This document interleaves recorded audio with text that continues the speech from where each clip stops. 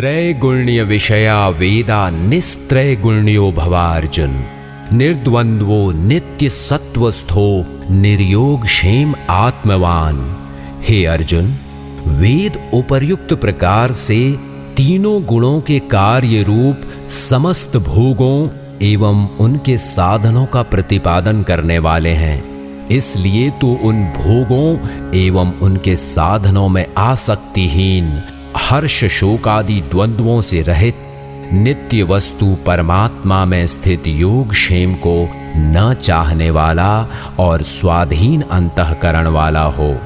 याव अनर्थ उदपाने सर्वतः संप्लुतोदके तावान सर्वेषु वेदेषु ब्राह्मणस्य विजानतः। सब ओर से परिपूर्ण जलाशय के प्राप्त हो जाने पर छोटे जलाशय में मनुष्य का जितना प्रयोजन रहता है, ब्रह्म को तत्व से जानने वाले ब्राह्मण का समस्त वेदों में उतना ही प्रयोजन रह जाता है। कर्मण्येवाधिकारस्ते मा फलेषु कदाचन मा कर्म फल हेतुर्भुमा ते संगो असत्व कर्मणि। तेरा कर्म करने में ही अधिकार है, उसके फलों में कभी नहीं। इसलिए तू कर्मों के फल हेतु मत हो तथा तेरी कर्म न करने में भी आसक्ति न हो। योगस्थः कुरु कर्माणि संग त्यक्त्वा धनंजय सिद्धया असिद्धयोः समो भूत्वा समत्वम योग उच्यते। हे धनंजय, तू आसक्ति को त्याग कर तथा सिद्धि और असिद्धि में समान बुद्धि वाला होकर योग में स्थित हुआ कर्तव्य कर्मों को कर। समत्व ही योग कहलाता है। दूरेण ह्यावरम कर्म बुद्धि योगात् धनंजय बुद्धौ शरणम विच्छण कृपणाः फल हेतवः।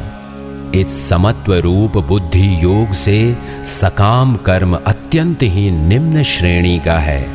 इसलिए हे धनंजय, तू समबुद्धि में ही रक्षा का उपाय ढूंढ, अर्थात बुद्धि योग का ही आश्रय ग्रहण कर, क्योंकि फल के हेतु बनने वाले अत्यंत दीन हैं।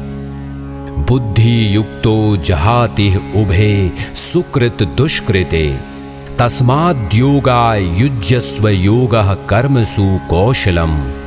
समबुद्धि युक्त पुरुष पुण्य और पाप दोनों को इसी लोक में त्याग देता है, अर्थात उनसे मुक्त हो जाता है। इससे तू समत्व रूप योग में लग जा। ये समत्व रूप योग ही कर्मों में कुशलता है, अर्थात कर्म बंध से छूटने का उपाय है। कर्मजं बुद्धि युक्ता ही फलम त्यक्त्वा मनीषिणः जन्म बंध विनिर्मुक्ताः पदम गच्छन्त्यनामयम्। क्योंकि समबुद्धि से युक्त ज्ञानी जन कर्मों से उत्पन्न होने वाले फल को त्याग कर जन्म रूप बंधन से मुक्त हो निर्विकार परम पद को प्राप्त हो जाते हैं। यदा ते मोह कलीलम बुद्धिर्व्यति तरिष्यति तदा गंतासि निर्वेदम श्रोतव्यस्य श्रुतस्य च।